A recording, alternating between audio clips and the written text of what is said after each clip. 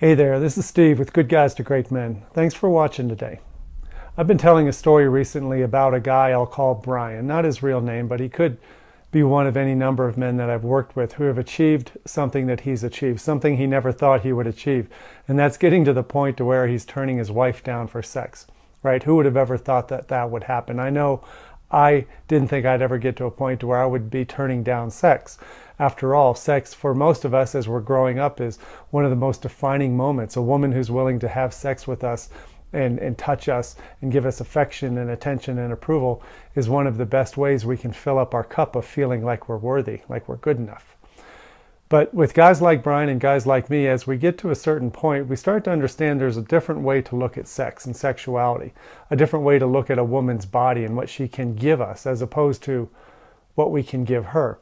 And so the transformation that happened for Brian was after many years of hovering, like what he described was an F-15 fighter trying to suck off the tit of validation off the mother tank, or the mothership.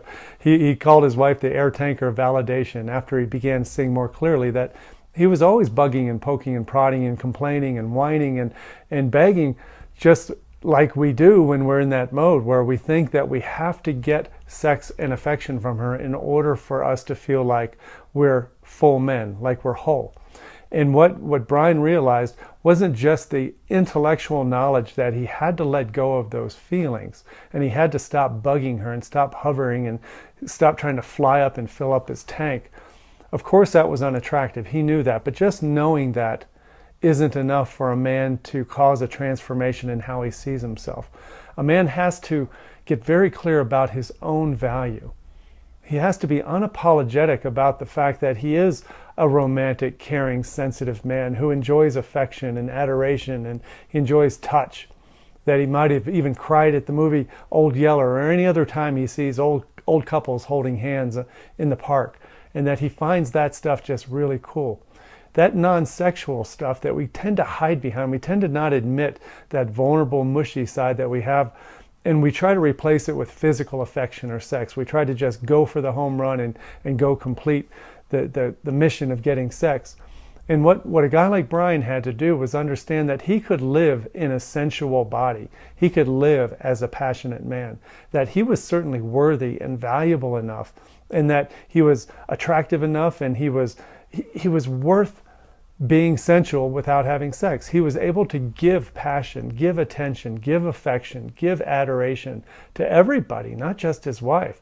So once Brian found out that he had the ability and he could gain the confidence and the perspective to know that he didn't have to feel validated with sex first before he could feel like an important, worthy, passionate man.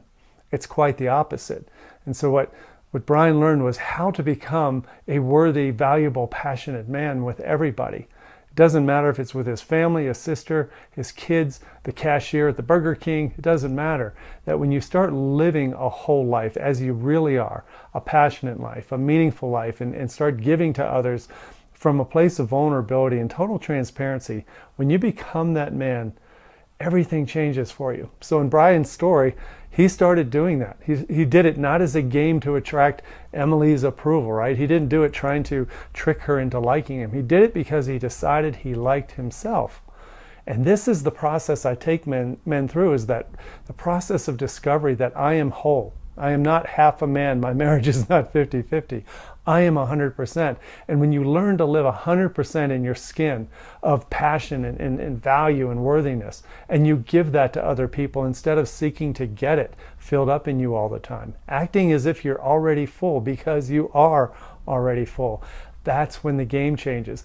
And that's when it changed for Brian. He started doing that. He started just becoming this man, and he became much less focused on the act of sex with Emily.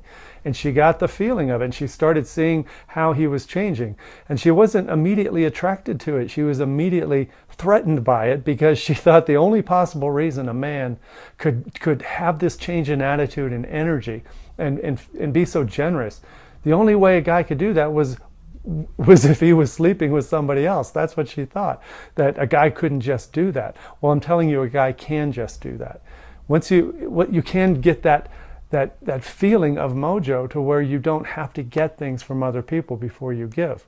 So to finish the story, Emily started started approaching him. She started fixing her hair up or sitting in his lap or just initiating conversations, asking him for help with things she really didn't need help with.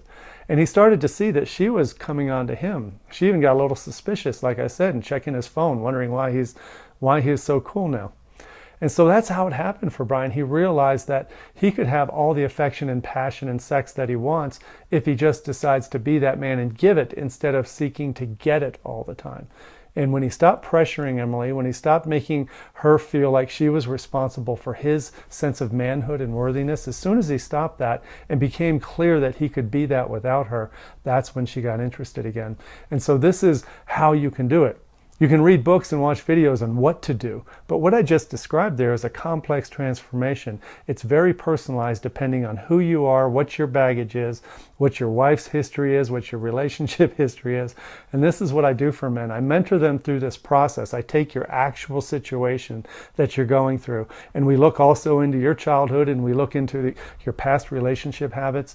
And what we do is just create a plan to have you start changing the way you see yourself and the way you feel in your own skin.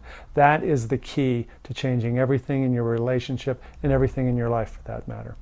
So that's how Brian did it. I would like to show you how to do it with you in your unique setting with your unique challenges. So give me a call or send me an email. Let's set up a conference call, and we'll just, a consultation call. Did I say conference call? A consultation call. And we'll just wrap 60 or 90 minutes. I'm going to ask you to commit to the call. I'm going to ask you to find a quiet place. I'm going to ask you to show up powerfully, because that's what I will do for you. That's all I have for today. Have a great day, brother. Take care. Bye-bye.